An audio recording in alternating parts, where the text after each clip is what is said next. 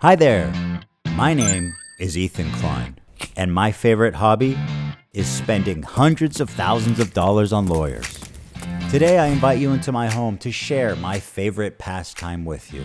Join me in creating generational wealth for my attorney. Let me tell you guys a story.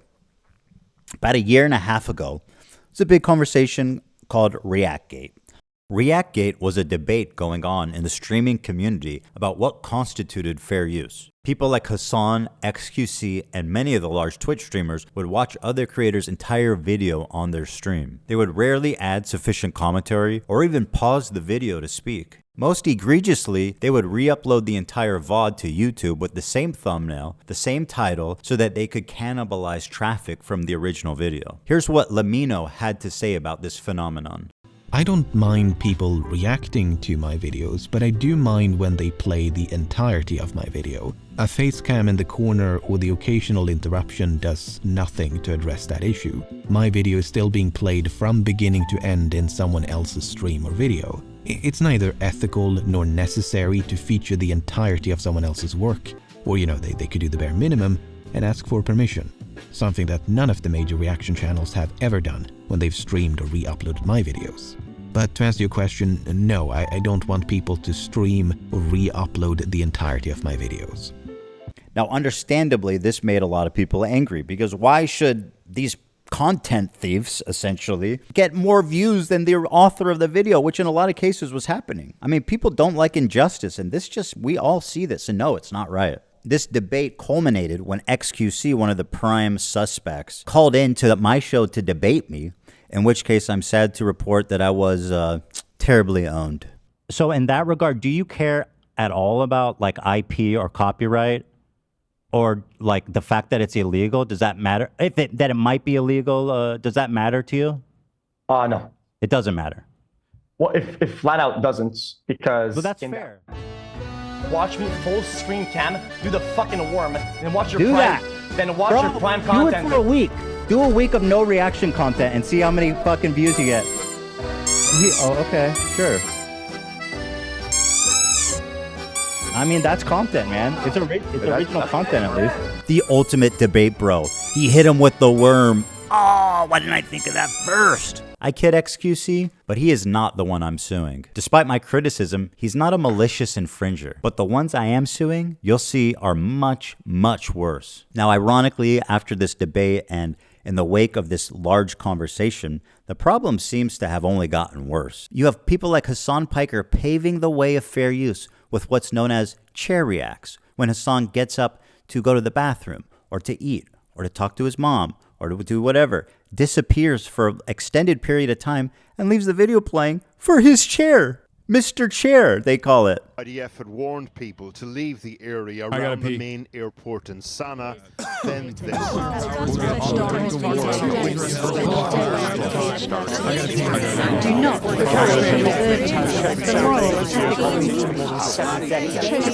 this operation will result in killing hostages in captivity.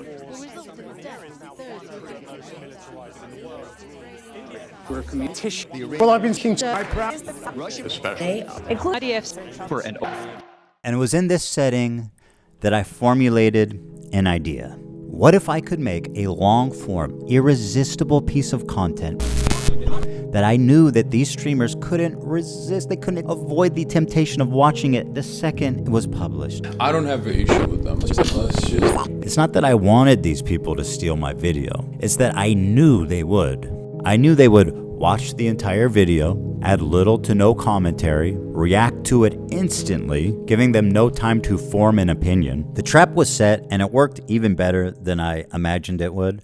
We captured pretty much every large streamer reacting to it in its entirety immediately after it was published. Now, the thing is, there were a few people that went above and beyond to commit copyright infringement. For example, Denims sits here silently with nearly 50,000 live viewers. That's 30 times her regular viewership. She's working directly with the Snark subreddit moderators to siphon views, and their intentions couldn't be clearer. Here's an excerpt from a stickied post from the Snark subreddit. Hey everyone, we've seen a lot of comments about wanting to watch the nuke without showing support for H3. Here's a list of creators who have supported our sub, either by engaging with us directly or citing our post in their critique of H3. Here they're offering these streamers as market substitutes for my work. This is the cardinal sin of copyright infringement. The Snark subreddit has been a frequent and persistent infringer. That's how I knew when this video came out, the Snarkers were going to encourage, promote, and push streamers to commit copyright infringement. I should thank the Snarkers actually. Because of their predictability, they acted like double agents for us, incriminating their favorite streamers and serving them up on a golden platter. So, thank you, Snark. It's one thing for a subreddit to admit it's engaging in copyright infringement, but how do you get the streamers themselves to admit that they're stealing content? Well, guys, if you enjoyed not giving any views to that terrible video, follow, subscribe, throw a prime. If you like the content, if you enjoyed your time here. It turns out they just do it for you. You couldn't cook up a more incriminating statement if you tried. Denims, the queen of self-owning, you prevail again. There's one thing about copyright you should know is that you got to register it before you publish to be eligible for statutory damages and attorney's fees, which is the main biting force of a copyright infringement lawsuit. Well, I'm happy to tell you guys now, I, Ethan Klein, have registered Hassan Piker Content Nuke with the United States Library of Congress. Some of you guys out there sweating? Even though theoretically I could sue a lot more creators and rake in millions of dollars, but the purpose of this is not financial gain. People like XQC and Asmongold may have watched the entire thing, but I would never sue them just for doing that. I don't want to chill the reaction community into fear. Actually, the opposite. I hope that we can all unite against this type of egregious behavior that not only makes us all look bad, but could destroy the commentary community as we know it.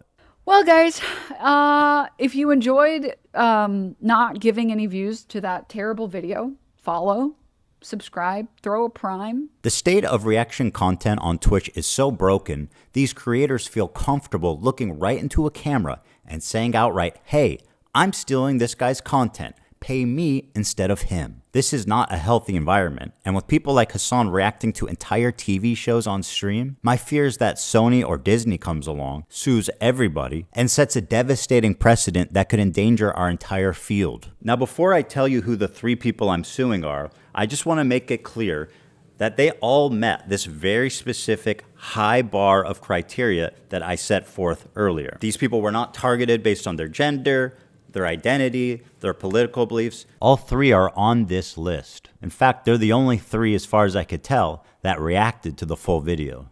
Drum roll, please. Who's sweating at home, guys? Kaceytron, the queen of ripping farts and bong loads. They do musicals. They're very musical people.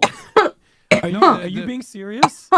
Dog, what do you... Look! You think I made this? Frogan, who, bless her soul, she's still rising. Can I walk away and use the bathroom? Do I have permission? Can I use the bathroom, please? I'll leave it playing.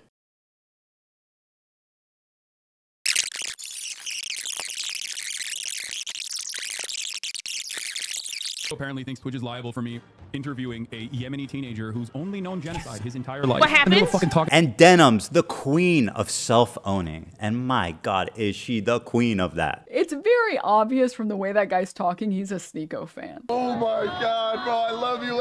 Can I give you a hug, bro? I'm so sweaty, bro. I love you, bro. None of the hostages that have been released so far have said that they have been raped. The hostages have public statements. You can go look at them. The sexual assault I experienced should never happen to any human being. This Yemeni kid is just a Yemeni kid with a gun and is not a Houthi, and there is no proof of him being a Houthi. Are you a soldier? Yes. That seems pretty definitive. He never said Hassan Nasrallah was a good guy. I can't believe I'm calling Nasrallah base. I mean, listen. Now for the fun part. Let's take a look at the complaints. And let's start with my favorite of the 3, the very own, the prestigious, the highly acclaimed, the highly analytical Kaceytron. A lot of people have been wanting to watch this without necessarily supporting Ethan Klein. So we're going to watch it. Well, that's a really dumb thing to say, don't you think? Why are you so comfortable? We've given each complaint a clever little title, and here's Kaceytron's. She smoked more than she spoke. Kaceytron smokes 42 times during her reaction. And just as a silly thought experiment, we thought, wouldn't it be funny if she spent more time smoking than she did talking? And thinking there was no way that that could be true. Well, we tallied them up, and lo and behold, there's 15 minutes 40 seconds of commentary versus 18 minutes and 55 seconds of smoking. She spent 3 minutes and 15 seconds longer smoking than she did talking in her quote-unquote reaction. And whatever talking she did was just to express how confused she was, presumably from smoking 42 times. What is happening? I'm trying to follow. I've lost the plot. The complaint continues. Indeed, Kaceytron is often too obliterated to comment on the nuke, and instead stares blankly at her computer screen. In a span of 2 hours and 7 minutes, Kaceytron smokes marijuana, frequently in highly concentrated forms through vaporizers, on 42 separate occasions. At one point, Kaceytron is so wasted that she states, quote, "What is happening? I'm trying to follow, but I've lost the plot." To give you an idea, the majority of her commentary comes down to this. I don't understand this bit that he's doing. He's read more books than you could ever imagine. CPM's coming out of Qatar. What the hell you is kids going love anime, on? right? He's read more books than you could ever imagine. What is happening? I'm trying to follow. I've lost the plot.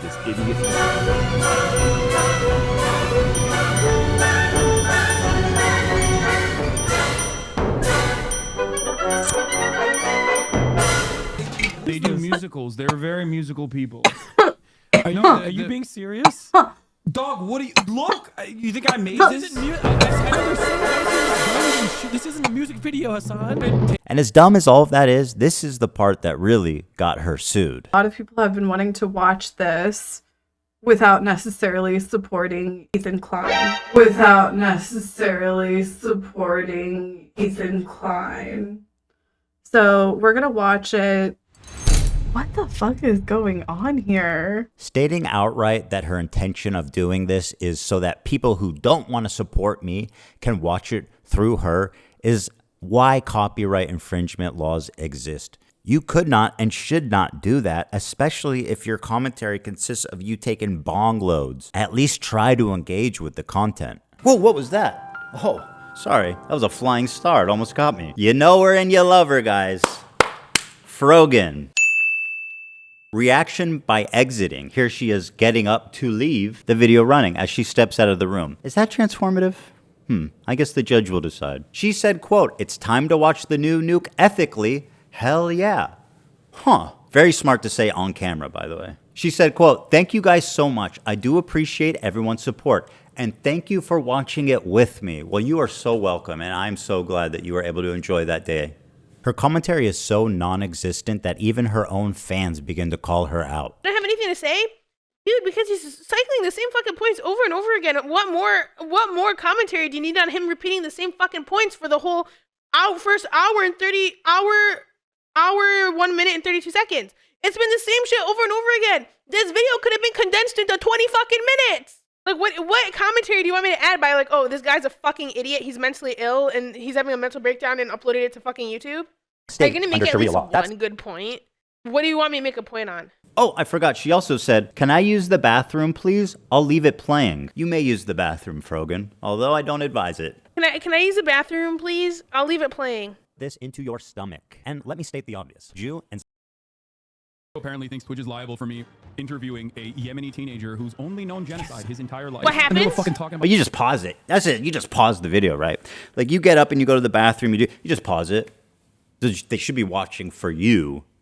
But if you get up to go to the bathroom and they keep watching my video, they're clearly not watching for you, right? As lazy and pathetic as her reaction is, this is not why she's getting sued. This is. Thank you guys so much. I do appreciate everyone's support. And thank you for watching it with me.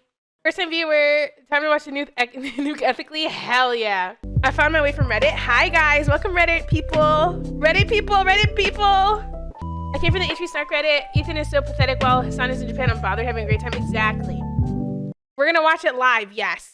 He doesn't want people to know when it's dropping because we're all watching through other streamers. And I suggest you all watch it through other people as well. It's the stated malicious intent to steal.